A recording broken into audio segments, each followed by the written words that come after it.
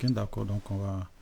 Voilà, donc est-ce qu'on va commencer notre moment? Est-ce qu'il y a il y a des questions, il y a des préoccupations? Sentez-vous libre, voilà, de lever la main. Nous sommes là pour nous édifier. Amen. Voilà.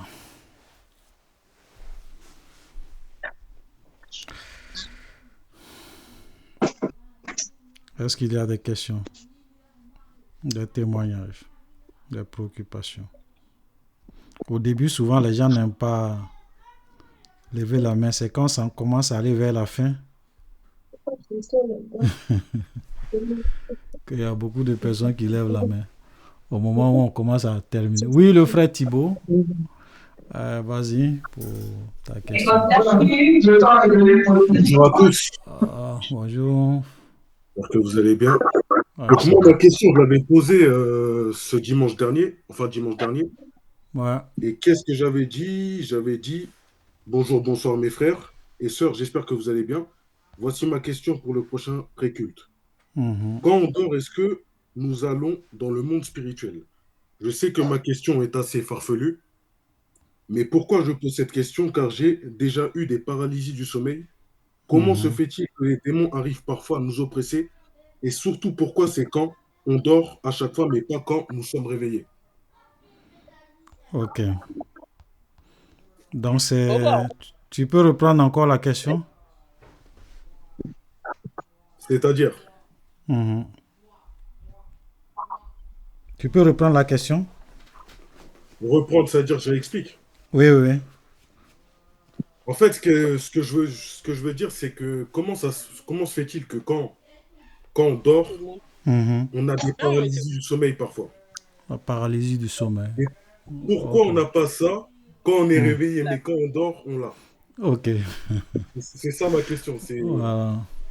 Je La sais que c'est un peu. paralysie du sommeil, je pense que c'est quelque chose qui est déjà arrivé à plusieurs personnes, hein. Ça veut dire souvent on dort et puis on a l'impression qu'on est paralysé, on ne peut pas parler, on ne peut pas bouger. Ouais, c'est ça. Et souvent, quand tu Exactement ça. dis, dans ça, quand tu dis au nom de Jésus, voilà, et puis tu te Mhm. réveilles, tu sens, même souvent dans le sommeil, tu sens que souvent même tu fais des efforts, tu fais des efforts. Moi, ça m'est arrivé plusieurs fois. Oui. S'il vous plaît, faites attention à vos micros pour ceux qui ne parlent pas. Voilà, fermez vos micros parce qu'on entend voilà, les bruits là, c'est pas intéressant. Voilà, donc ça c'est Ma soeur déjà arrivé. Marie. Qui a déjà vécu ça? Moi, plusieurs fois. Voilà, ok. Tout le Donc, monde, plusieurs fois. Moi, voilà. deux fois. Moi aussi, plusieurs fois, oui. Voilà. Oui. Après, moi-même un jour, Moi excusez-moi, aussi. Hein, moi-même un jour, c'était quand j'avais, je pense, j'avais 15, 16 ans. J'avais même mhm. vu un démon. Ok, J'avais même vu un démon. ok. Voilà. Donc, c'est une expérience. Moi aussi, c'est pareil. Moi, Voilà. c'est comme un esprit qui, ça à plusieurs reprises, euh, mais là, moi, c'est pas quand je suis endormi, mais quand je viens me coucher, avant que je ne m'endorme, Mhm, je deviens paralysé. Et là, à plusieurs reprises, oui, j'ai vu quelqu'un qui veut m'étrangler. J'ai mhm, vu quelqu'un qui veut m'étrangler et je ne peux pas bouger. Je ne peux pas bouger. Je n'ai pas les yeux ouverts. Les yeux sont fermés, mais je suis conscient. Je suis mhm, conscient que c'est quelqu'un qui vient m'étrangler et je ne peux pas crier, je ne peux pas bouger, mais je fais un effort. Je sens que je fais un effort pour bouger, pour dégager la personne. Amen. mhm, Je n'arrive pas. Et je fais tout pour dire le nom de Jésus. Je fais tout pour dire le nom de Jésus. Ça ne sort pas. Ça ne sort pas. Et puis, paf, un coup, quand ça sort, quand je dis au nom de Jésus, ça sort, paf, je me réveille. Je mhm. me réveille et la personne n'est plus là. Voilà. Voilà. Exactement ça. Là, c'est quelqu'un vraiment qui vient m'étrangler ou bien se coucher sur moi carrément. Mhm, D'autres fois, Mhm. c'est quand la personne vient se coucher sur moi carrément pour m'étouffer. Voilà. Et c'est quand je réussis à dire Jésus, inconsciemment, je dis Jésus, et puis mhm. paf, j'arrive à me Tu te sens réveiller, et puis libéré. bon, l'oppression n'est plus là. Bon, je ne Voilà. sais pas pourquoi ça se passe comme ça, mais Comment ça se passe ça, comme je ne ça? sais Et le pas. frère Je demande, sais. mais pourquoi c'est lorsque on dort? Voilà, mais là, tu vois que pour le Je cas du sais. frère Didier, c'est même pas lorsqu'il dort même. Lorsque peut-être il se couche net, là, il Non, voit, il a, mais j'ai voilà. les yeux fermés, hein. Voilà, il a J'ai les les yeux yeux fermés, fermés, ok. mais je ne suis pas encore endormi. Endormi, ok. Voilà. Voilà. Mhm. Est-ce que quelqu'un a une explication à ça? D'abord, la Bible ne parle pas de ces choses. Ça, c'est vraiment l'expérience. Parce qu'il y a des choses qu'on vit qui ne sont pas nécessairement écrites. Voilà. Ok. Puisque la Bible souvent aborde des points essentiels. C'est pas tous les petits détails de la vie, des choses qui nous arrivent, que Dieu forcément va parler de ça. Mais est-ce qu'il y a une explication à ça? Est-ce qu'il y a une explication à ça? Voilà la question. Bon, est-ce que c'est pas les attaques? Est-ce que c'est pas les attaques de Est-ce que ce sont l'ennemi? des C'est les oppressions actes. démoniaques? D'abord, moi, ce que je peux dire par rapport à ça, même si c'est pas écrit, ça reste vraiment mon avis, hein, on essaye de comprendre plus ou moins, c'est que euh, beaucoup de choses se passent dans le spirituel.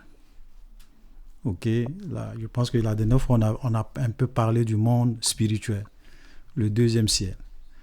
Ok, donc les démons, les esprits existent. Et il y a plusieurs catégories d'esprits. Vous avez des esprits, ceux que les gens appellent souvent des femmes de nuit, des maris de nuit, voilà, ou bien même l'esprit des sorciers, voilà, souvent même qui se déguisent, qui peuvent prendre l'apparence de quelqu'un, parce que souvent quand le sorcier veut faire des choses, il ne va pas venir avec son propre visage. Souvent il peut prendre le visage de quelqu'un, et puis vient, tu le vois. Quand tu vas te réveiller le matin, tu vas penser que c'est telle personne, alors que c'est faux. C'est vraiment un démon qui a pris l'apparence, puisque le diable lui-même se transforme en ange de lumière. Donc, ce qu'on doit comprendre, c'est que la nuit, puisque le frère demande pourquoi c'est la nuit, ben c'est quand on dort, c'est que la nuit, il y a beaucoup d'activités démoniaques. Voilà, il y a beaucoup d'activités démoniaques. Je veux dire, c'est vrai que pendant qu'il fait nuit ici, il fait jour dans d'autres coins, mais les sorciers, dans un pays donné, quand il fait nuit, c'est là maintenant, eux, ils sont en contact avec le monde des esprits. Ok? Ils doivent travailler jusqu'à une certaine heure avant que le jour n'arrive, ils rentrent dans leur corps. Ok? Donc souvent la nuit, il y a beaucoup d'activités spirituelles qui se passent. C'est pour cela que, comme je le disais une fois, quand vous priez la nuit, voilà, ou bien même souvent quand les gens disent que oui, c'est quand on prie la nuit que la prière est puissante. C'est pas que lorsqu'on prie la nuit, la prière est puissante, parce que pour Dieu, que tu pries la nuit, que tu pries le jour, bon, c'est pareil pour lui. Mais sauf que quand tu pries la nuit, et que chez toi il fait nuit, et que le monde des ténèbres est en travail, les gens sont en train de travailler, ta prière fait beaucoup de dégâts. Voilà, parce que c'est en ce moment-là qu'eux sont en activité. Donc, souvent, quand tu pries la nuit, à minuit, à 2 heures, à 5 heures, à 4 heures du matin, les puissants des ténèbres sont souvent déstabilisés dans les œuvres. Voilà, donc, ils n'aiment pas qu'on puisse vraiment prier. Souvent, quand le jour arrive, ils se disent, bon, ils ont fini leurs activités. Bon, là, tu pries normalement. Donc, la nuit, il y a beaucoup d'activités. Et comme c'est pendant la nuit qu'on dort, il y a beaucoup d'activités parce que, bon, les sorciers disent que, bon, les chrétiens dorment. Quand le monsieur dort, il est désarmé, on peut venir faire des choses. Donc, il y a des esprits, il y a plusieurs catégories d'esprits, hein, comme je vous l'ai dit, comme je le disais la dernière fois. Même les anges, ce sont des milliards et des milliards. Et le diable est descendu avec un tiers, parce que la Bible dit que la queue du dragon entraînait un tiers des étoiles. Donc, ils sont nombreux. Il y a plusieurs catégories, plusieurs gens, sans oublier qu'il y a des hommes eux-mêmes qui sont nés d'esprit, puisque par des pactes démoniaques, leur esprit est réveillé. De la même manière que nous, on naît de nouveau, il y a des gens aussi qui naissent de nouveau, mais du côté du diable. C'est-à-dire qu'ils perçoivent le monde spirituel, ils sont en activité, en contact avec le monde spirituel. Voilà, donc la nuit, il y a beaucoup d'activités. Donc, c'est ce qui fait que ce sont des choses souvent qu'on expérimente lorsqu'on est couché, lorsqu'on a les yeux fermés. Et les démons, bien sûr que si toi ou bien s'ils veulent te faire du mal, ou bien s'ils veulent peut-être t'oppresser, s'ils veulent peut-être t'attaquer, ils ont plusieurs manières de procéder. Et je pense que la paralysie du sommeil fait partie de ça. Voilà. C'est-à-dire, c'est un peu comme des esprits qui ont cette capacité-là de venir et puis ils te neutralisent un peu spirituellement. Voilà. Et puis tu es là, ils essaient même de t'étouffer. Tu sens qu'il y a quelque chose qui fait pression sur ton esprit. Voilà. Et c'est ça leur but. Vraiment, c'est de t'oppresser. Voilà. De te faire du mal. Voilà. De t'attaquer. C'est un peu comme des attaques parce que maintenant, tu vas me dire peut-être, mais pourquoi Dieu permet ça? Parce que souvent, ce sont des choses qui nous arrivent quand on est chrétien. Oui, ça nous arrive souvent quand on est chrétien. Et moi, je dirais simplement que Dieu souvent permet certaines choses. Par exemple, moi, je me souviens un jour où j'avais commencé à ne plus trop beaucoup prier. Ok? À faiblir un peu dans la prière. Donc, qu'est-ce que Dieu a fait pour me réveiller un peu? Il a permis que, voilà, dans mon sommeil, que je sois vraiment attaqué aussi par ça, hein, paralysie du sommeil. Voilà, c'est-à-dire que j'ai senti une oppression qui est là. Et quand je me suis réveillé, ce jour-là, j'ai prié. Hein. Voilà, j'ai vraiment bien prié. J'ai repris ma vie de prière. Ok? Voilà. Donc souvent, il y a des choses que Dieu permet parce qu'il veut nous faire passer un message. Voilà. Toi, mon fils, tu dors trop. Au moment où les jours se réveillent, toi, tu dors. Donc, quand je vais permettre à cet esprit-là de venir te paralyser 2, 3, 4 fois, je pense que tu vas commencer à beaucoup prier. Tu ne vas plus trop dormir comme avant. Voilà. Donc, souvent, il y a des choses que Dieu permet pour que nous comprenions que le monde spirituel est réel, que le monde des esprits existe, que nous sommes dans un combat, que nous devons vraiment faire beaucoup attention, nous devons prier aussi. C'est pour cela que même quand tu es en train de faire, quand tu dis au nom de Jésus, tu vois que l'esprit s'en va, l'esprit te lâche, l'esprit te libère. Voilà, donc ça c'est la preuve que, effectivement, au nom de Jésus, tout genou fléchit. Voilà, donc quand tu as cette paralysie du sommeil et que tu dis, moi, dans mon expérience, quand je prie constamment et que je suis vraiment de bonnes relations avec mon Dieu, je prie, ma vie de prière au top, je n'ai jamais la paralysie du sommeil. Je n'expérimente pas ça. Je ne sais pas si c'est le cas pour vous, mais moi, je parle de moi, mon expérience. Les rares fois où je les ai eues, c'est lorsque vraiment j'ai commencé à faiblir dans la prière. Et pour moi, c'était vraiment une leçon que le Seigneur me donne. Pour dire, bon, c'est parce que la Bible dit que Dieu, souvent, il châtie ceux qu'il aime. Voilà, nous sommes les enfants de Dieu. Souvent, quand le Seigneur voit qu'on commence à déconner, il peut permettre certaines choses pour nous réveiller, pour nous faire passer un message. Ou bien même si ce n'est pas ça, c'est pour que tu comprennes que ce que tu fais porte du fruit. C'est là. Bon, je vais fermer le micro. Je vais fermer le micro parce que on ne s'entend pas. Voilà. Pour que tu saches que ce que tu fais porte du fruit. Souvent, tu peux être dans un moment de prière où tu combats beaucoup, tu pries beaucoup. Et puis quand tu t'en vas dormir, souvent tu fais des rêves où souvent tu es appelé, tu as l'impression qu'il y a des esprits qui viennent t'attaquer et puis tu les combats au nom de Jésus, tout ça. Bon, ce sont des manières aussi pour le Seigneur de te montrer aussi que l'effet que tu fais sur le plan spirituel, l'effet que tu as dans le monde des ténèbres. Donc il peut y avoir plusieurs raisons à ça. Voilà. Mais nous devons comprendre que la nuit, c'est le moment où les puissants des ténèbres sont en activité. Que les sorciers travaillent beaucoup. Même ceux souvent qui sont dans l'occultisme, on va souvent leur dire, bon, c'est à partir de 2 heures du matin, tu dois te réveiller, aller dans ta chambre secrète, faire telle formule magique. D'autres, c'est 2 heures, d'autres, c'est minuit, parce que c'est pendant la nuit que le monde des ténèbres est beaucoup en activité. Voilà. C'est pour cela que aussi il est important aussi que nous aussi on se réveille aussi beaucoup pour prier pendant la nuit. Voilà. C'est pas lorsque, comme je l'ai dit, c'est pas parce que tu pries la nuit que ta prière est forcément efficace. Non, mais c'est parce que lorsque tu pries la nuit, tu détruis sur le plan spirituel toutes les activités démoniaques qui sont là. Donc, ça cause beaucoup de dégâts dans le monde des ténèbres. Donc, souvent, il peut même avoir des démons qui sont là pour plonger les hommes dans un sommeil profond pendant la nuit, pour qu'ils dorment très bien. Là, comme ça, ils ne vont pas se réveiller pour prier, pour nous déranger. Voilà, ils prient bien. Voilà, ils dorment bien là, comme ça, eux, ils opèrent. Maintenant, tu vas te rendre compte que quand il est 6 heures du matin, quand tu te réveilles, tu sens que l'atmosphère est dégagée. Tu pries normalement, parce que là, les démons ont fini de travailler.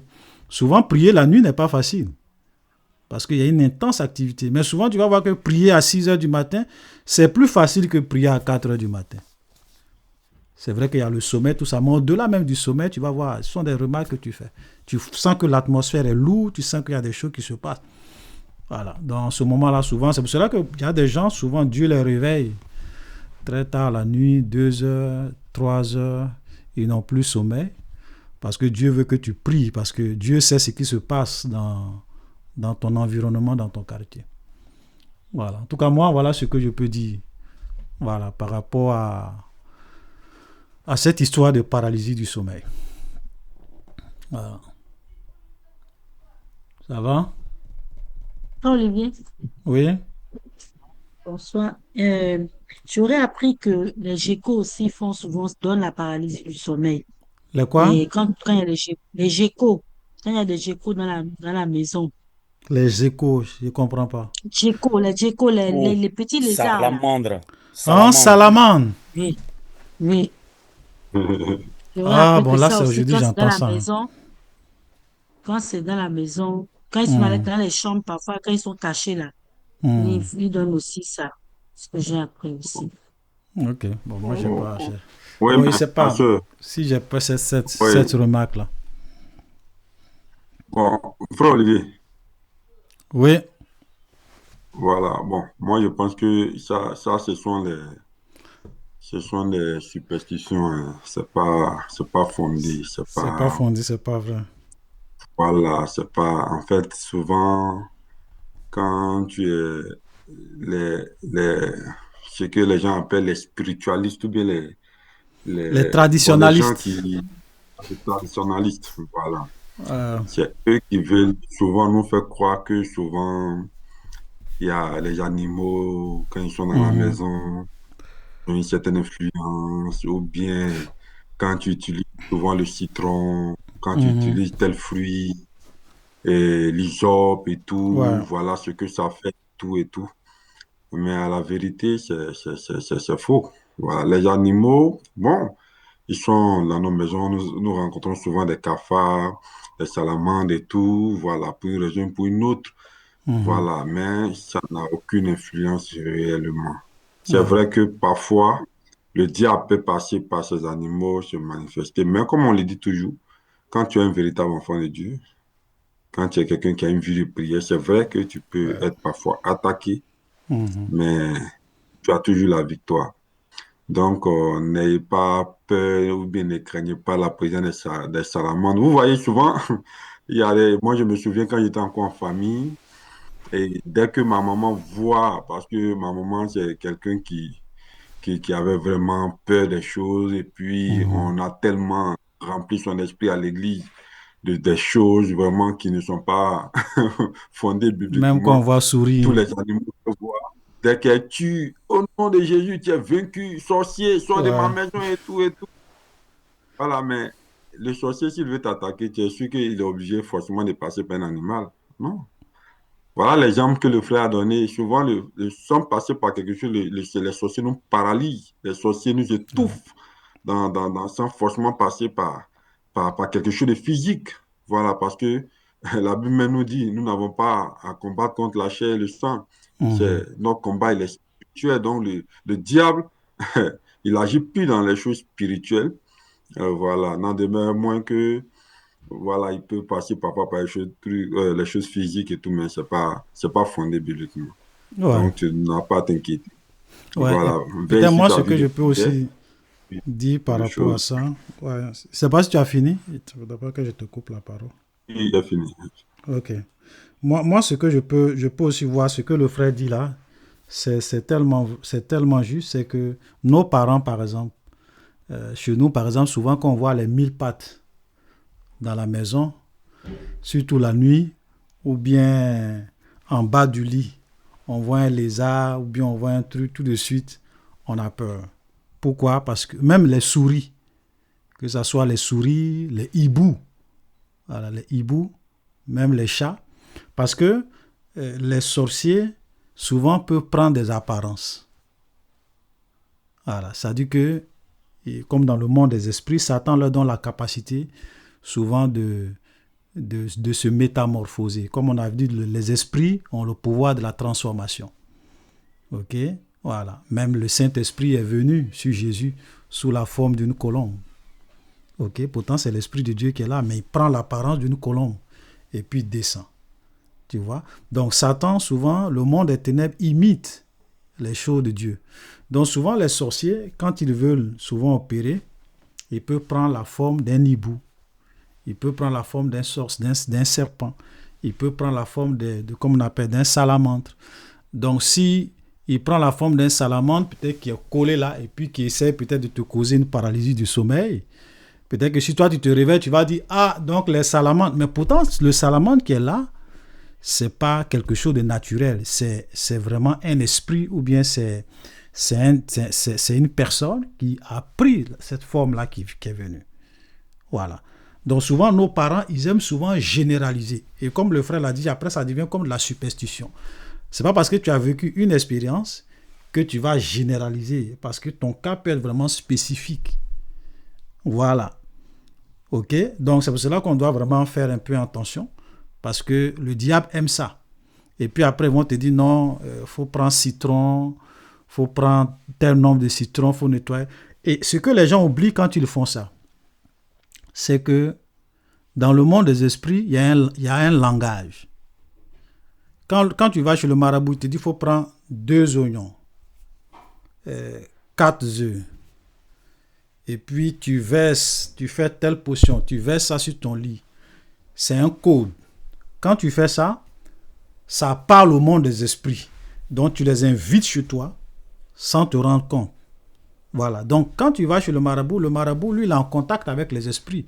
Et tout ce qu'il va te dire, c'est ce que l'esprit avec lequel il travaille lui dit. Pour que toi, quand tu vas aller chez toi et que tu fasses ça, tu invoques en fait l'esprit chez toi. Et c'est ça ce que les gens ne comprennent pas. Tu vois? Tous ceux qui vont chez les marabouts, tous ceux qui vont chez les praticiens, tous ceux qui vont chez les guérisseurs traditionnels, ce que vous oubliez, c'est que ces gens-là travaillent avec les démons. Et ils volent vos grâces, ils volent vos bénédictions, parce que le diable ne fait rien pour rien. Voilà. Absolument rien. Voilà. Même dans le monde des ténèbres, il y a un marché. Il y a un marché où on peut vendre les âmes des hommes. On peut vendre la bénédiction des gens. On peut vendre la grâce des gens. Et il y a d'autres qui vont dans ce monde des ténèbres-là pour acheter ce que d'autres viennent vendre. Ok? Même quand on lit le livre de l'Apocalypse, il y a un verset, peut-être que je n'ai pas le verset en tête, quand on parle de Babylone qui fait des commerces, on parle de l'âme des hommes. Parmi les marchandises qu'on cite, on parle de l'âme des hommes. Pourquoi? Parce qu'effectivement, il y a un commerce. Le diable, c'est le père du mensonge. Voilà.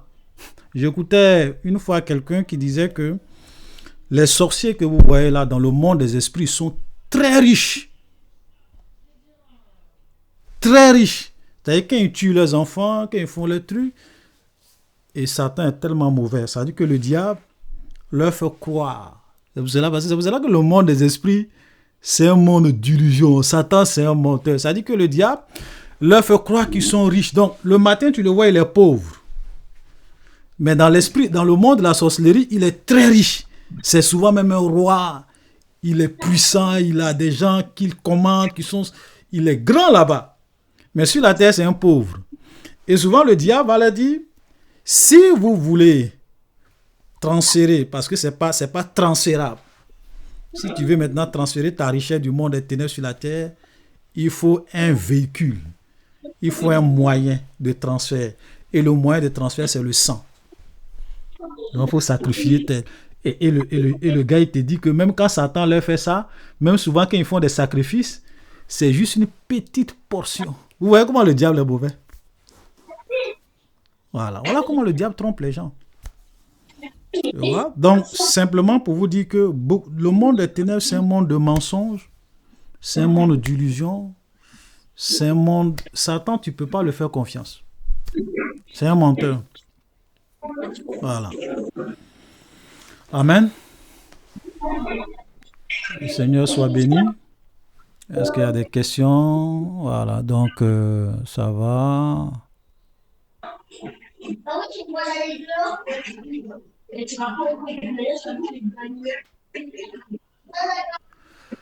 Ok, d'accord. Il y a la sœur qui pose la question, la sœur Adélaïde qui dit, je voudrais savoir que veut dire l'expression cieux des cieux dans Néhémie 9:6. Ok, avant de répondre à ta question, on va donner la parole à notre frère Dénatal qui a levé la main depuis longtemps. Vas-y, mon frère.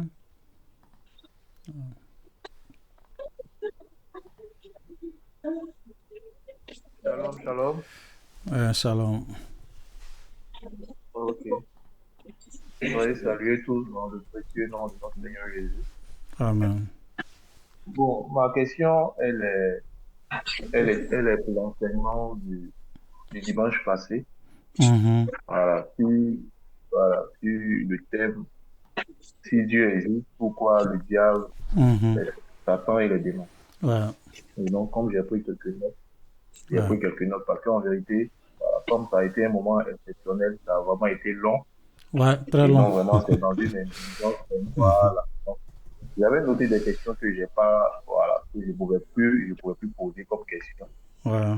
Et bon, aujourd'hui, comme le moment m'est favorable. Mais à vrai dire, ces 3 questions, mais je vais plus revenir sur les 2 autres questions parce que finalement, au fur et à mesure, ces 3 questions que j'avais notées là, et puis bon, les 2 autres là après, j'ai finalement compris. Mais je vais poser quand même la première question. Ok. Et puis bon, comme c'est un intérêt pour tous, pour qu'on soit tous édifiés.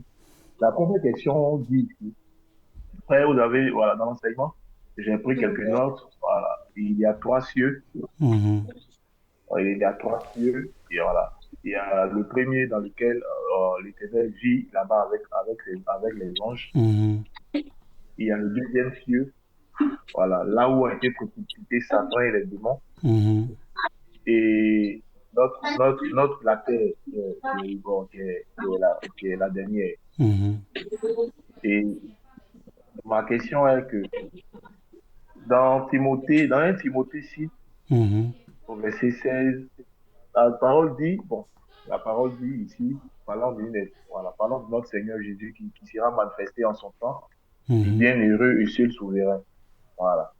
Le roi des rois, le Seigneur des seigneurs, qui seul possède l'immortalité, qui habite une lumière inaccessible.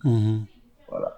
C'est cette expression qui habite une lumière inaccessible que j'aimerais comprendre parce que je comprends ici pour moi comme le fait que Dieu, à cause de sa gloire, cette lumière inaccessible dans laquelle il habite, du fait que nul ne peut le voir. Donc voilà, j'aimerais comprendre comment se fait-il que s'il habite une lumière inaccessible, il vit là-bas avec les anges dans le 3e ciel où il voit sa face tous les jours. Ok, d'abord, la lumière inaccessible. Bon, Dieu habite une lumière inaccessible. Ce qu'on peut... Effectivement, le Seigneur habite une lumière inaccessible. Une lumière inaccessible par rapport aux hommes. Tu vois? C'est pour cela que Dieu dit, nul ne peut voir ma face et vivre.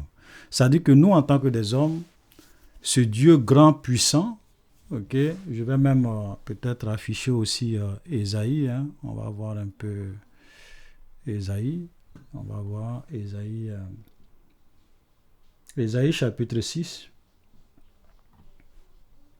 Ok. L'année de la mort du roi Osias, je vis le Seigneur assis sur un trône très élevé, et les pans de sa robe couvraient le temple.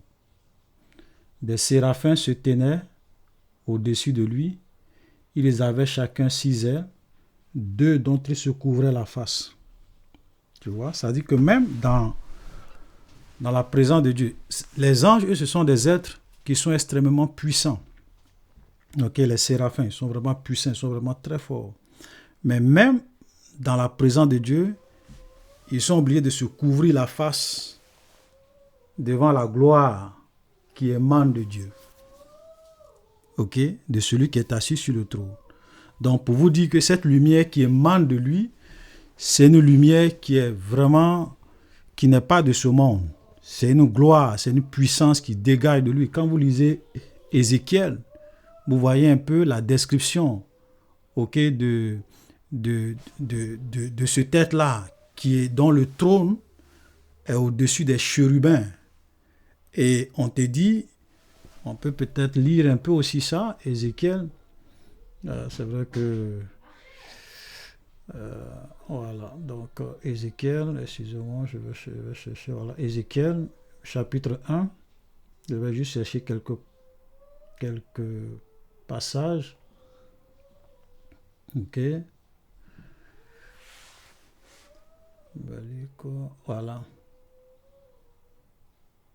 Regardez ici, Ézéchiel 1, verset 26.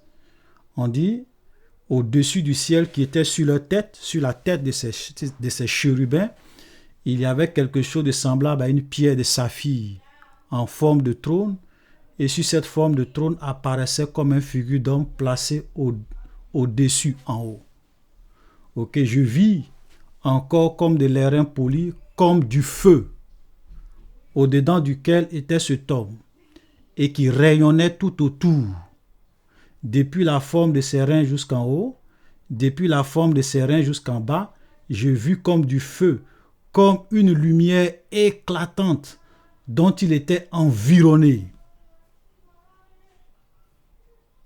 Tu vois, tel l'aspect de l'arc qui est dans la nuit en jour de pluie, ainsi était l'aspect de cette lumière éclatante qui l'entourait. C'était une image de la gloire de Dieu. Tu vois? Donc, Dieu, il habite une lumière qui est inaccessible, une lumière qui n'est pas de ce monde. Si Dieu prend un être humain avec notre chair, comme ça, et que même les prophètes, eux, c'était en esprit qu'ils voyaient ça.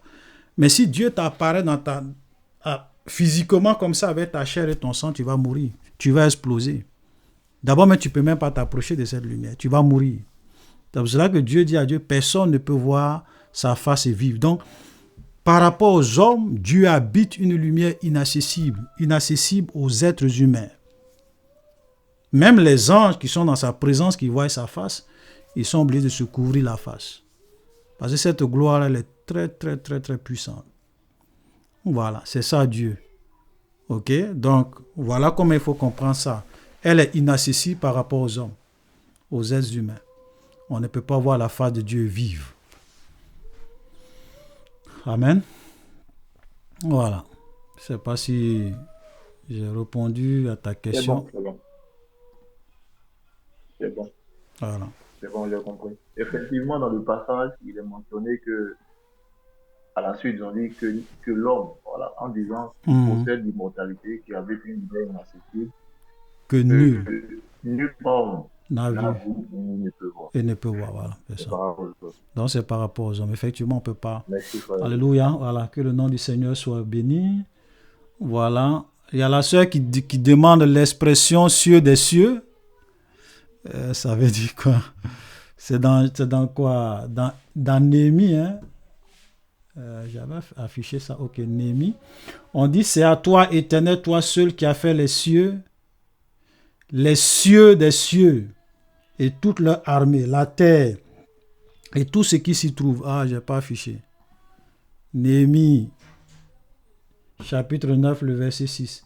C'est toi, l'Éternel, toi seul, qui as fait les cieux, et les cieux des cieux, et toute leur armée, la terre, tout ce qu'elle a sur elle, les mers et tout ce qu'elle renferme, que tu donnes la vie à toutes ces choses et l'armée des cieux qui se prosternent devant toi. Voilà. Donc l'expression les cieux des cieux. Vous savez, la dernière fois, je vous disais que normalement, il existe 3 ciels. Ok? Le premier ciel, le deuxième ciel.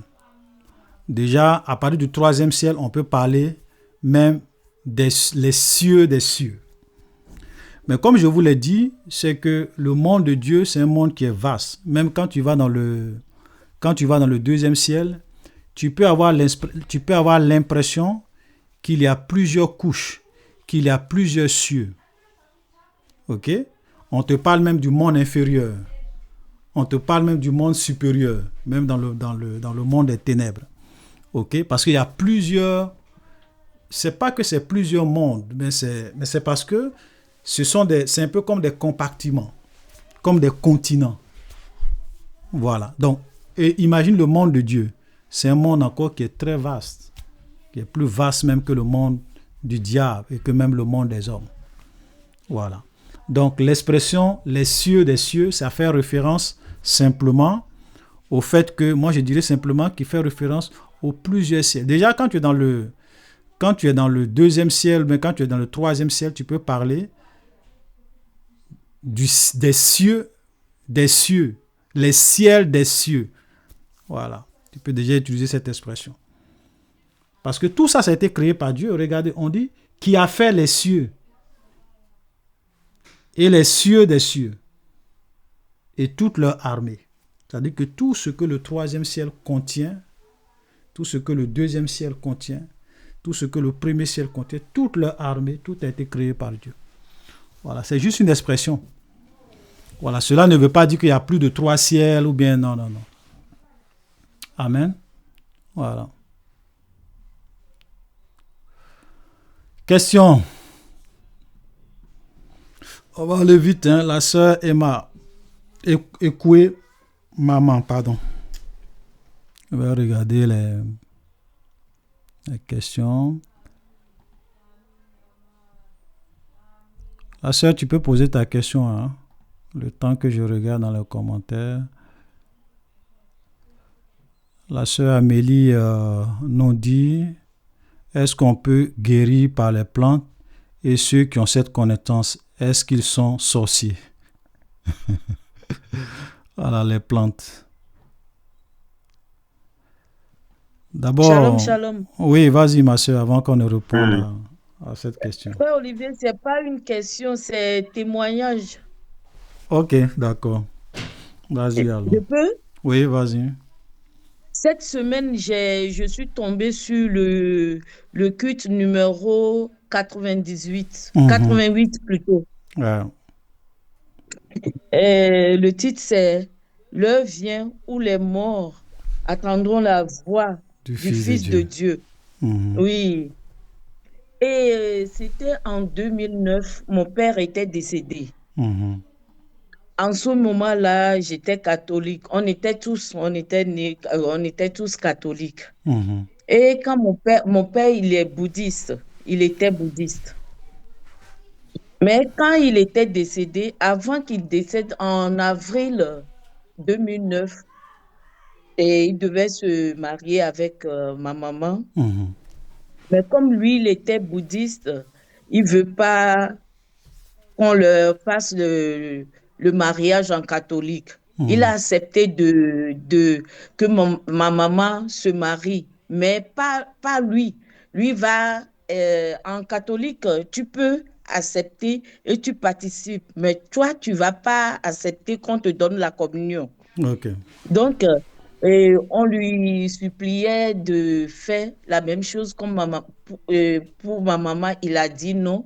Lui, il est bouddhiste, il ne veut pas changer. Et au mois de novembre, là, c'était le mois d'avril, le mois de novembre, il est décédé. Il était malade un mois juste, il était décédé.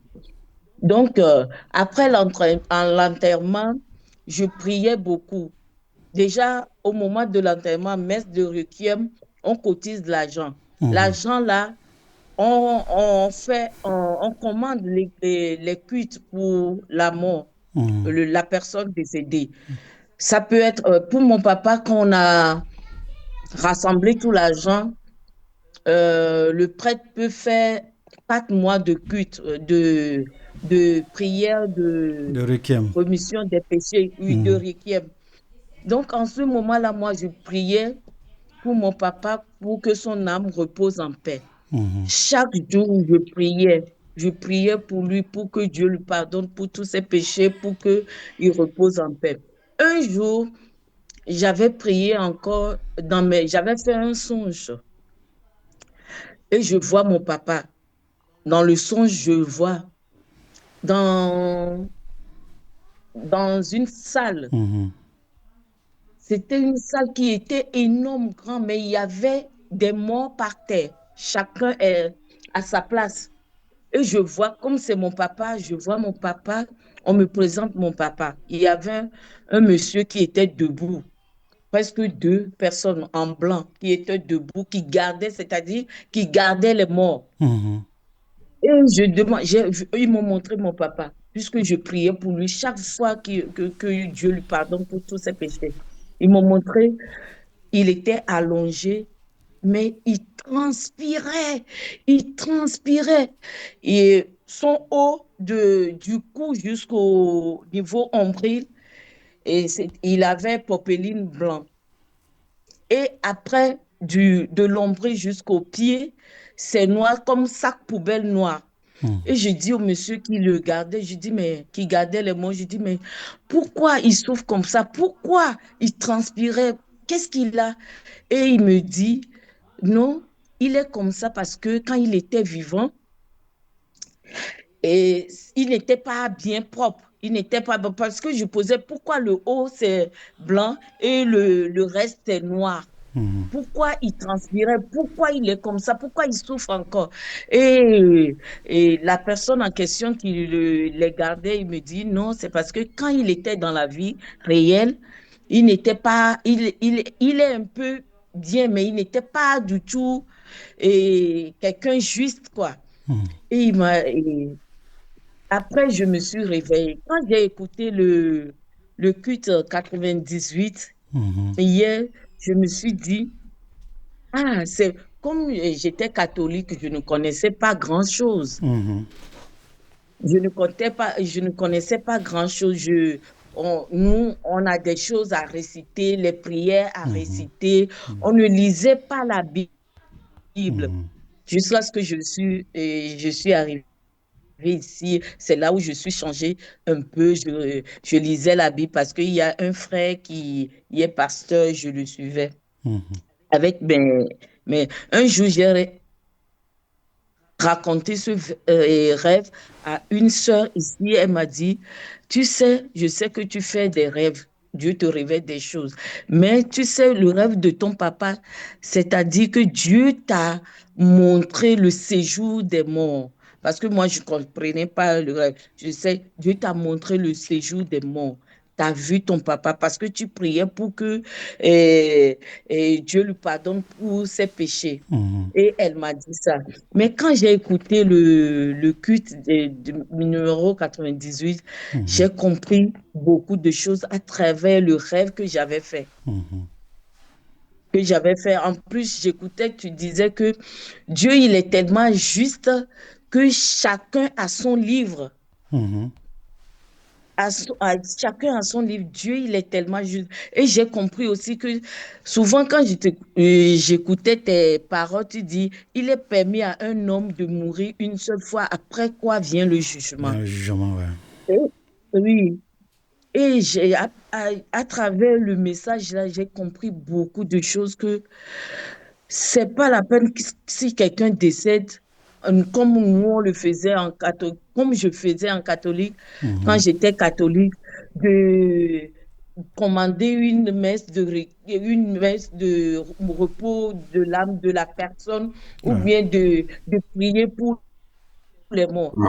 J'ai compris que ça sert à rien. Amen. Amen. Oui, j'ai compris beaucoup de choses que ça, je dis à mes soeurs, hein, j'ai expliqué ça à mes soeurs, mais comme ils sont toujours à fond dedans, mais ils ne comprenaient pas ce que je dis.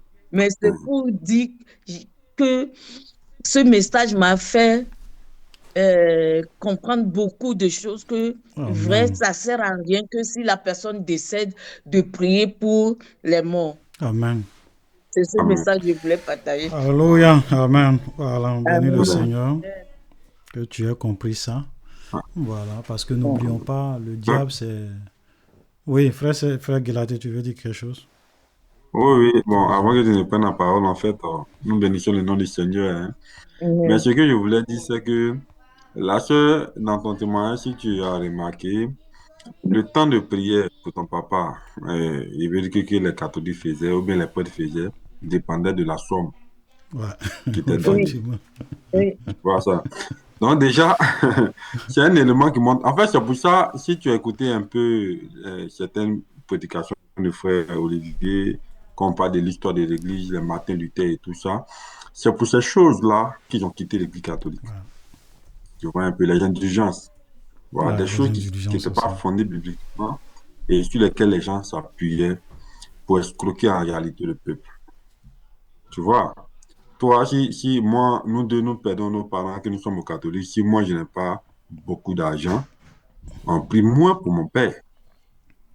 Et Dieu ne fonctionne pas comme ça. Dieu ne fonctionne pas comme ça. Sinon, nous, les pauvres, nous serons mal barrés. Tu comprends? Voilà. Donc, déjà, nous bénissons le Seigneur pour ce que tu as compris. Et prie pour tes frères et sœurs, les membres de ta famille, pour que eux aussi, un jour, la lumière, voilà, parvienne à eux et puis, voilà, ils soient bénis comme toi aujourd'hui. Amen. C'est ce que je voulais dire. Voilà, amen. Voilà. Donc, c'est ça. Le diable, c'est un menteur, comme le frère l'a dit. Et c'est pour cela qu'il y a beaucoup de choses qui se font aujourd'hui dans l'Église catholique qui ne sont pas bien. Voilà. Quand quelqu'un est mort, on donne l'argent. Et c'est tout ça, effectivement, comme le frère l'a dit, au temps de Martin. Vous savez que Martin Luther, qui a créé le mouvement protestant, c'était un catholique. Voilà. Il a été élevé, c'était un prêtre catholique. Hein. Il a dévoué pratiquement toute sa vie à servir l'Église catholique. Mais après, quand il a commencé à lire la Bible, il a commencé à voir qu'il y a des choses que l'Église fait qui ne sont pas de Dieu. Voilà. Et c'est comme cela. Avant même, c'était grave. Hein. Maintenant, l'Église catholique a diminué un peu. Avant même, ce qu'on appelait les indulgences, c'est-à-dire que tu peux venir, par exemple, payer de l'argent. Peu importe ton péché, même si tu as tué quelqu'un, même si tu as commis des crimes, même si tu as assassiné des gens, tu viens, tu payes une indulgence. Et ça va dépendre de la somme. Donc, tu payes l'indulgence et puis, une fois que tu payes l'indulgence, on prie pour toi et puis tes parents qui sont, selon eux-mêmes, au purgatoire, passent du purgatoire et puis Dieu les envoie au paradis. C'est faux. Ça n'existe pas. Quand quelqu'un est mort, c'est fini. Voilà, tu attends le jugement. Voilà. Ça, c'est pendant notre vivant que nous pouvons être sauvés. Une fois que la mort arrive, c'est fini. Voilà. Souvent, dans nos traditions, le diable est tellement mauvais, c'est qu'il fait croire aux gens que nos parents ne sont pas morts. Souvent, les gens voient des revenants.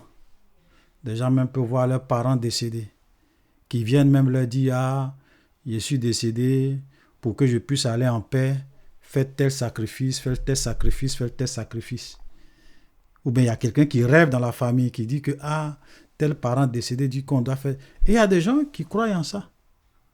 Alors qu'en réalité, ce n'est pas leurs parents. Ce sont des esprits, des démons, souvent qui prennent leur apparence, qui viennent sous forme de revenants. OK? Qui parlent. Il y a d'autres même, le diable même, qui se déguise, qui vient dans leur songe. Qui parlent comme si c'était leurs parents, tout ça. Alors que ce n'est pas leurs parents, ce sont des esprits. Tu vois? Et tout ça, le diable fait ça pour que les gens puissent continuer à perpétuer cette tradition-là et se dire qu'il y a une vie après la mort. Voilà. Alors que c'est faux. Tu vois? Tout ça sont des mensonges du diable. Il y a d'autres mecs qui vont venir vous dire « Ah, j'ai rêvé, ou bien même j'étais malade. Et puis dans mon rêve, c'est comme si je partais, je devais traverser une rivière. est arrivé là-bas, j'ai vu mon grand-père qui m'a dit, retourne, ton temps n'est pas encore arrivé. Et puis, la personne s'est réveillée, et puis après, il a été guéri, tout ça. Il dit, ah, vraiment, nos ancêtres sont... Tout ça, ce sont des mensonges du diable. C'est des mensonges du diable. Parce que Satan veut faire croire aux gens que après la mort, c'est beau, il y a une vie après la mort, même si tu n'acceptes pas Dieu, c'est faux. Tout ça, ça fait partie des stratégies de l'ennemi. On doit faire beaucoup attention à ça. Voilà, donc on bénit Dieu que tu aies compris tout ça. On va répondre à la question de notre sœur Amélie sur les plantes. Voilà. Est-ce que ceux qui ont cette connaissance, est-ce qu'ils sont des sorciers? D'abord, je pense qu'on a déjà un peu parlé de ça, c'est que il y a des plantes qui, de façon naturelle, ont des vertus. Ça peut guérir les gens. Ça n'a rien à voir avec la sorcellerie, la magie. Il y a des écorces, il y a des plantes souvent. Même quand tu as le palu, tu peux prendre ça, faire des traitements. Ou bien tu as des maladies, tu prends ça. Voilà. Parce que n'oubliez pas que dans nos villages, dans nos tribus, il y avait une forme de médecine qui existait. Ce n'était pas les comprimés que les gens prenaient.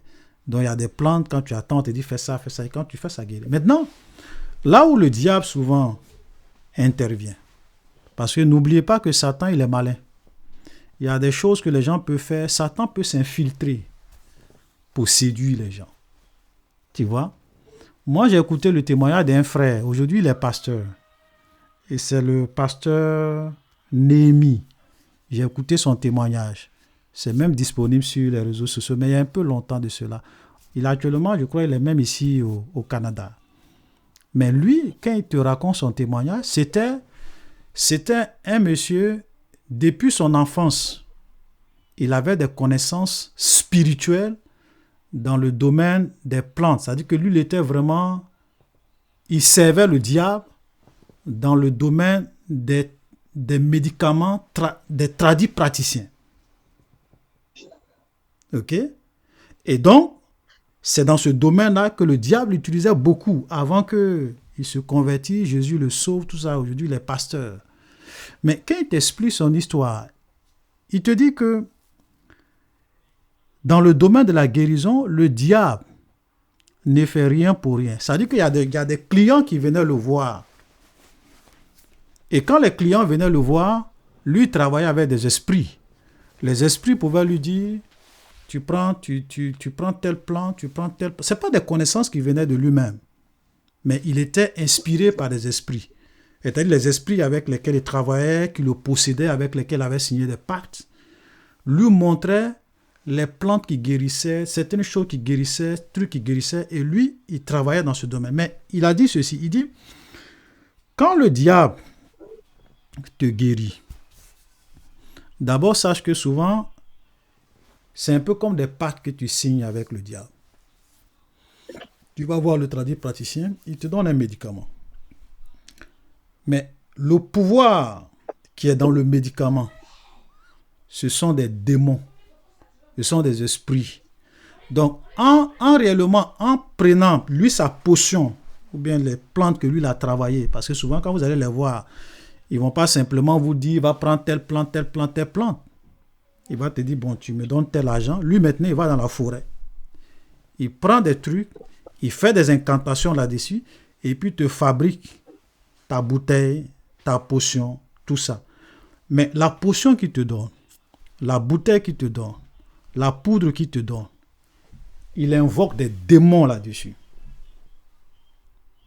Donc toi, quand tu prends ça, tu les utilises, tu es guéri. Mais en même temps que tu es guéri, il y a des esprits qui te possèdent. Et ces esprits qui te possèdent là ont des missions. Premièrement, c'est de t'empêcher de croire en Jésus, d'être sauvé, de t'endurcir. C'est-à-dire que fais tout dans ta vie pour que tu ne sois jamais sauvé. Donc les gens vont te parler de Jésus. Les gens vont te faire ceci, cela. Ces esprits-là, ils vont boucher tes oreilles. Tu vas chasser les gens. Parce que c'est ça le rôle. C'est pour cela que je dis aux gens, le diable, il ne fait rien pour rien. Toi, tu as été guéri, hein, tu es content. Mais Satan peut te guérir. Ce n'est pas un problème pour lui. Tant que ton âme va aller à l'enfer avec lui. C'est ce que lui cherche. Ok? Et maintenant, une autre chose que ces esprits-là ont le droit, c'est-à-dire que souvent, ils peuvent, lorsqu'ils rentrent dans ta vie, maintenant chercher à te détruire. Tu as été guéri de mal de ventre. 1 an, 2 ans plus tard, ils vont créer une autre maladie pour que tu retournes chez le même féticheur. Et ta vie va aller comme ça. Toi, tu ne vas pas faire le rapport. Tu vas dire, bon, j'ai été guéri de mal de ventre. Bon, oui, ça, il m'a guéri. Maintenant, j'ai mal de tête. Pourtant, ce sont les mêmes esprits-là qui font ça. Donc, il expliquait plein de choses. Et il fait comprendre aux gens que Satan ne fait rien pour rien. Les gens qui vont chez ces gens de choses, vous pensez qu'ils vous guérissent. Souvent, même, ils volent vos grâces. Ils bloquent vos vies. Ils vous possèdent. Ils vous empêchent un jour de connaître Jésus. Donc, c'est pour cela qu'on doit faire vraiment beaucoup attention. On doit être très, très, très, très prudent. Quand on va souvent chez les... Surtout, tu peux même avoir des gens qui vont te dire, ah, on va aller voir tel monsieur, il est puissant. Il peut vraiment... Il faut faire très attention. Parce que parmi les traditionalistes, il y a beaucoup d'occultistes, il y a beaucoup de mystiques. Voilà, les potions, les poudres, les médicaments qu'ils te donnent là, c'est pas simple. Donc, on doit faire beaucoup attention. Voilà. Maintenant, comme je le dis, il y a des plantes naturelles qui guérissent, il y a des feuilles qui guérissent, il y a des potions qui guérissent, il n'y a pas de problème. Voilà, souvent même ça, on peut même te dire, bon, tu prends telle plante, tu mets dans la marmite, tu fais bouillir, tu bois, c'est pas quelque... Voilà, ça, il y a des plantes qui guérissent. Donc, on ne peut pas dire que toutes les plantes, ou bien tout ce qu'on fait avec les plantes, c'est diabolique. C'est pas juste. Voilà.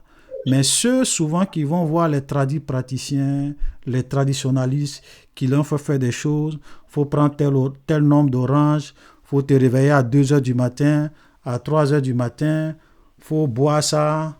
Et quand ça commence à rentrer dans ça, là, il faut faire beaucoup attention. Voilà. Voilà. Ou bien il faut prendre 2 colas, il faut mettre aux cheveux de ta tête. Voilà, il faut prendre, comme on appelle...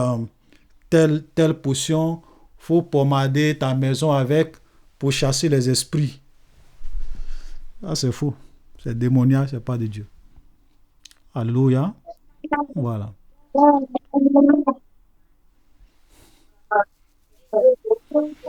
Ça va?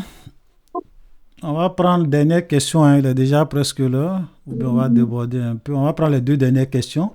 La sœur Florence et puis... notre sœur Bamba.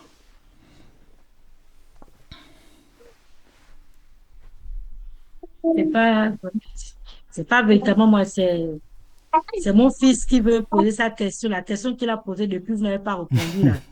Il est là debout, il veut poser la question là aujourd'hui.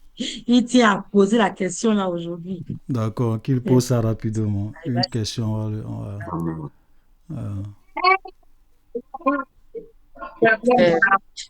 Shalom à tous, shalom à toutes les personnes qui sont là. J'espère que vous allez bien. J'espère que Dieu vous accompagnerait. Amen. Amen. J'ai une question à poser après Dieu. De base, j'avais 2 questions, mais puisqu'on a tout le temps, je vais poser une seule question. Lorsqu'on nous parle de l'omniscience et de l'omnipotence, ça veut dire que Dieu sait tout et peut tout faire et de l'omniprésence. Avec l'omnipotence, je suis totalement d'accord. Maintenant, le problème se pose à partir de l'omniprésence et de l'omniscience. Lorsqu'on nous dit que nous avons le libre arbitre, est-ce que Dieu connaît nos choix? Si Dieu connaît nos choix, si Dieu connaît ce qu'on va décider, c'est que techniquement, ce n'est plus libre arbitre de mes destins. Mais s'il ne connaît pas nos choix, c'est qu'il n'est plus totalement omniscient. Et pour l'omniprésence, puisqu'on dit que la lumière ne se mélange pas avec les ténèbres, est-ce que Dieu est vraiment omniprésent? Puisque lorsque les praticiens, par exemple, les satanistes sont en train de commettre les méfaits, On parle de ténèbres. Est-ce que tu es présent dans ce qu'ils font?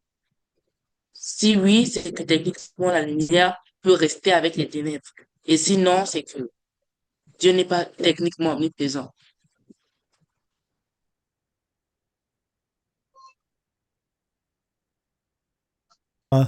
Voilà, ce sont nos enfants. Amen.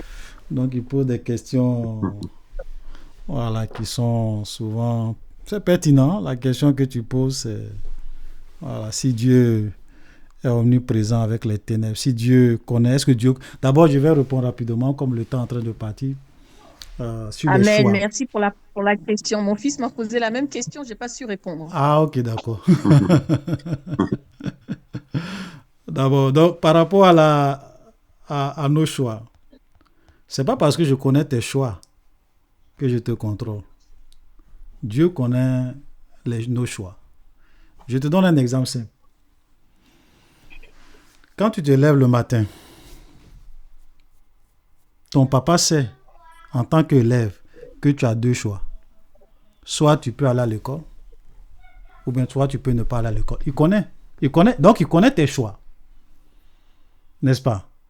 Ou bien même ton papa se lève. Il sait que tu vas aller à l'école aujourd'hui. Tu feras le choix d'aller à l'école. Il le sait. N'est-ce pas? Mais est-ce que c'est lui qui te force à aller à l'école? C'est toi-même qui te lèves, tu prends ton sac et puis tu vas à l'école. Mais pourtant, ton papa savait que tu allais à l'école. Donc, le fait de connaître le choix de quelqu'un, parce que Dieu étant omniscient, le fait qu'il connaisse le choix que nous allons faire dans le futur, cela ne veut pas dire que c'est lui qui nous force à faire ses choix. Parce qu'il y a une différence entre connaître et puis forcer la personne à faire la chose. C'est deux choses différentes. Donc Dieu, c'est vrai qu'il connaît nos choix, mais ce n'est pas lui qui s'impose à nous. Ce n'est pas lui qui nous force à faire ces choix-là. Non. Il met devant toi la vie et la mort.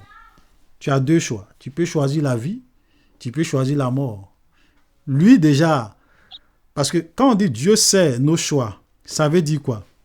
Et ça, c'est ça qui fait la puissance de Dieu. Dieu ne vit pas dans le temps. Dieu, il n'est pas dans le temps. Ça dit que pour dire, demain tu vas faire ça.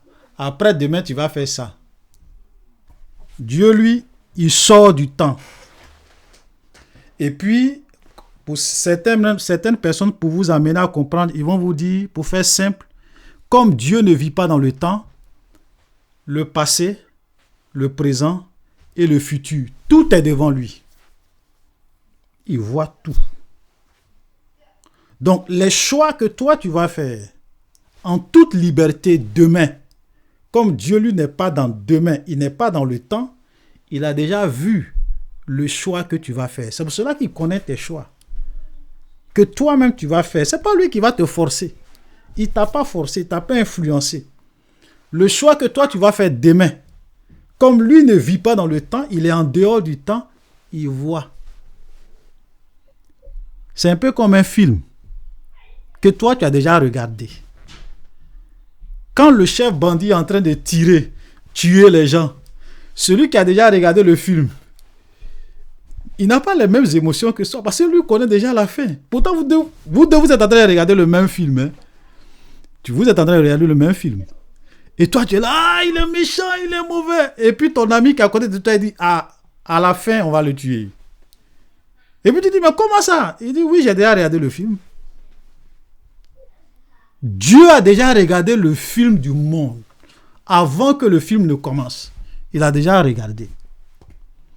Donc tout ce qui va se passer là, il sait. Mais ce n'est pas lui qui va te forcer à faire ça, à faire ça. C'est comme ça, tu vois, non? Voilà, c'est ça en fait, le monde dans lequel on est. Le monde dans lequel on est, le film dans lequel nous sommes, Dieu a déjà regardé le film avant que ça ne commence. Donc, ce qui fait que, pendant que nous maintenant, parce que nous les hommes, c'est maintenant que nous sommes en train de regarder le film. Parce qu'on vit le film. Mais Dieu, lui, a déjà tout vu. Donc, il sait ce qui va se passer demain, après-demain, après-demain. Maintenant, la deuxième question que tu poses sur les ténèbres. On dit les ténèbres et la lumière ne peuvent pas cohabiter. Il faut comprendre le contexte dans lequel la Bible dit ça. Dieu, il est partout. Il est omniprésent. Dans le monde des ténèbres, Dieu est là. Quand les sorciers sont en train de faire la réunion, Dieu est là. Quand le diable est en train de faire la réunion, Dieu est là. Par son esprit. Ok, il est là. Il voit tout, il sait tout, il est omniprésent. Voilà. Parce qu'il remplit toute la terre, il remplit toute l'humanité, il voit toutes choses. C'est ce qu'on appelle l'omniprésence de Dieu. Mais cette omniprésence de Dieu, c'est pas de ça que la Bible parle lorsque la Bible dit les ténèbres ne cohabitent pas avec la lumière. Ça, c'est une faculté de Dieu qui fait que Dieu, étant omniprésent, il a oublié d'être partout en même temps. Que ce soit les ténèbres, que ce soit la lumière, que ce soit le jour, que ce soit dans l'eau, que ce soit dans le séjour des morts, que ce soit partout, il est partout. Voilà. Mais ça n'a rien à voir avec le fait qu'on dit que Dieu n'habite pas, Dieu ne cohabite pas avec les ténèbres. Ça ne rentre pas dans ce sens-là. Voilà. Parce que si Dieu ne fait pas ça, si Dieu n'est pas omniprésent, ça veut dire qu'il y a des choses qui peuvent l'échapper. Alors que rien n'échappe à Dieu. C'est ça la perfection de Dieu. Dieu peut pas cesser d'être partout à la fois. Même si lui-même il veut, il ne peut pas. Parce que ça fait partie de sa nature. Donc, cet attribut de Dieu n'est pas en contradiction avec le fait que Dieu est lumière, qui ne peut pas cohabiter avec les ténèbres. Ok? Quand on dit Dieu ne peut pas cohabiter avec les ténèbres, ça fait vraiment référence à sa sainteté, à sa pureté. C'est une manière de dire Dieu est tellement pur qu'il ne peut pas se mélanger avec les ténèbres. Il ne peut pas participer aux œuvres des ténèbres. Mais cela ne veut pas dire qu'il ne les voit pas, qu'il ne sait pas, qu'il n'est pas présent. Non. Voilà. On comprend? Voilà. Donc c'est un peu ça. C'est comme ça qu'il faut comprendre. Parce que chaque chose qu'on dit sur Dieu, il faut souvent l'inscrire dans un contexte, dans son contexte. Voilà. C'est un peu comme quand la Bible dit les yeux de Dieu sont trop purs pour voir le mal. Mais est-ce que cela veut dire que quand quelqu'un commet le péché, Dieu ne voit pas? Il voit. Mais c'est une manière de dire que Dieu est tellement saint qu'il ne supporte pas de voir le mal, qu'il ne supporte pas de voir le péché. Mais il voit. Voilà. Donc, il faut circonscrire les choses dans leur contexte. Je vais dire ça comme ça. Donc, Dieu, il est omniprésent. Dieu, il est omniscient, il sait toutes choses. Il ne peut pas cesser d'avoir certains attributs. C'est lié à sa personne. C'est ça qui fait qu'il est Dieu. Il peut pas. Le jour que Dieu n'est plus omniscient, il cesse d'être Dieu. Le jour que Dieu n'est plus partout en même temps, il cesse d'être Dieu. Alors que c'est impossible. Tu vois? Olivier. Oui. Olivier, je peux juste lui donner une petite image de l'omniprésence de Dieu. Ok. Juste une petite image. Oui, mon fils. Est-ce que tu es déjà allé à la plage? Tu es en France, n'est-ce pas? Tu es déjà allé à la plage? Il est au Gabon. Ah ouais, il est au Gabon. Ok, il est en Afrique alors, donc il n'y a pas de souci. Tu as déjà vu le sable? Tu connais le sable? Oui, oui. Voilà. Tu as une fois pris un grain de sable pour le mettre dans ta main. Tu n'as jamais fait ça. Tu n'as jamais fait ça. Alors, après ce culte, va dehors, prends un grain de sable, mets ça dans ta main. Tu vas voir le grain de sable dans toutes ses formes, n'est-ce pas? Tu vas voir le grain de sable dans toutes ses formes. C'est comme ça, le monde est dans la main de Dieu. Tout l'univers est comme un grain de sable dans la main de Dieu. Est-ce que tu comprends? Tout l'univers est comme un grain de sable. Je ne dis même pas une bille, mais un grain de sable dans la main de Dieu. Ça veut dire quoi? Le grain de sable qui est dans ta main, tu le vois sous toutes ses formes. Il n'y a aucune forme du grain de sable que tu ne vois pas. C'est comme ça que le monde est dans la main de Dieu. Donc, quand on dit que Dieu est omniprésent, il sait tout. Quand tu vois le grain de sable, tu le retournes, tu le tournes, tu le retournes, tu vois toutes ses formes. C'est comme ça que le monde est dans la main de Dieu. Dieu sait tout ce qui se passe dans tous les coins et les recoins du monde. C'est pour ça qu'on dit qu'il est omniprésent. Nous sommes un grain de sable dans la main de Dieu. Voilà. Un tout petit point dans la main de Dieu. Voilà un peu l'omniprésence de façon simple. Amen. Voilà, le temps est parti. Amen. Alors, on va s'arrêter là aujourd'hui. Excusez-moi, vraiment excusez-moi, mais il y a aussi quelque chose qui me dérange. À la partie où on nous dit que Dieu est un Dieu jaloux. La jalousie est censée être un péché, et même un péché qui a précipité Lucifer dans les fins fonds de l'enfer.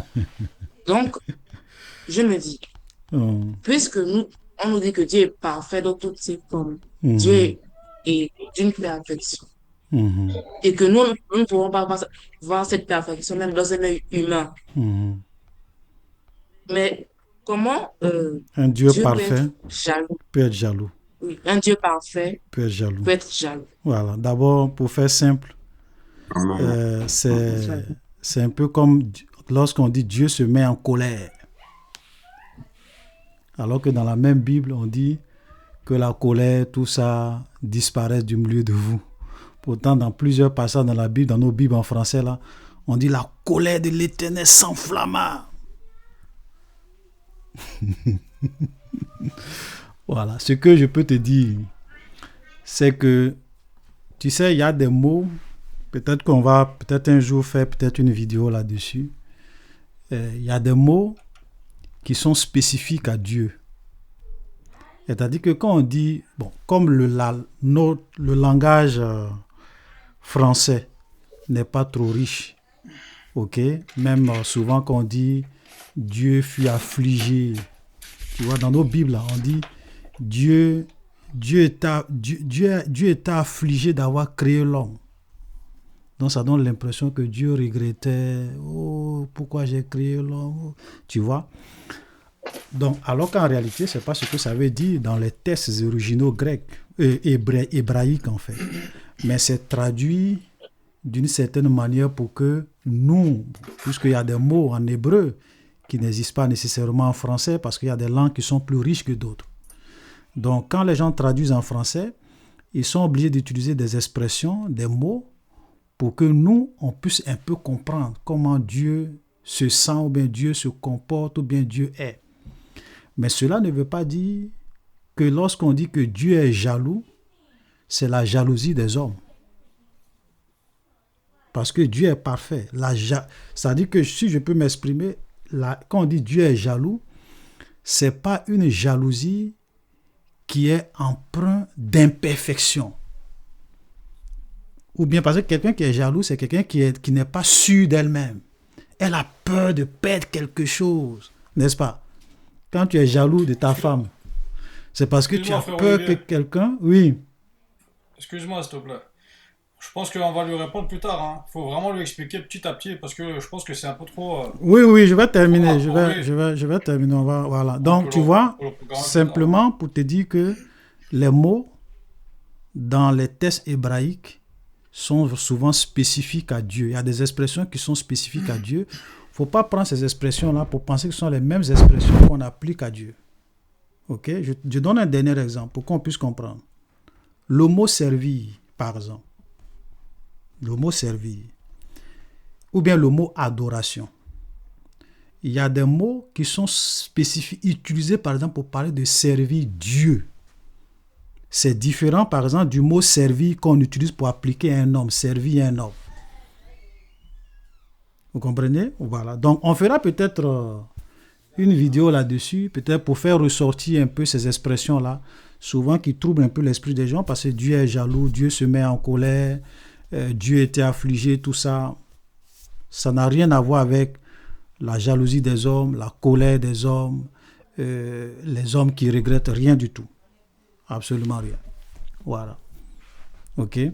Amen. Alors, frère Olivier, merci beaucoup voilà, juste, pour juste 30 secondes pour dire que la jalousie, même dans son sens étymologique, n'est pas forcément, comme notre fils l'a dit, n'est pas forcément un péché.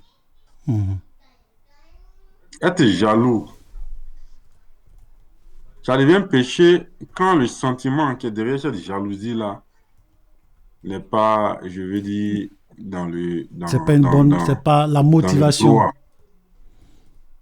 Voilà, la motivation. Aujourd'hui, je peux être jaloux si quelqu'un s'approche de mon épouse, comme mon épouse peut être jalouse s'il y a une femme qui s'approche de moi. En soi, c'est pas un péché. C'est légitime. Voilà. Et même quand nous lisons dans la Bible, nous voyons que Paul nous parle de la jalousie de Dieu dans Corinthiens.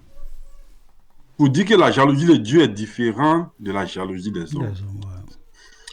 Et donc, comme nous sommes vraiment pris par le temps, certainement que bon, on reviendra après, sinon la jalousie, ne laisse pas quelqu'un te dire que la jalousie est forcément un péché, ou bien ne mets pas dans ton esprit que la jalousie, dès qu'on est jaloux de quelque chose, tu peux être jaloux de quelque chose qui t'appartient. Voilà. Amen. Jaloux même de ta maman. C'est-à-dire que tu marches avec ta maman et tu vois quelqu'un qui nulle part, qui vient et s'approche de ta maman alors que ton papa est là, tu peux être jaloux à la place de ton papa. C'est pas une mauvaise jalousie.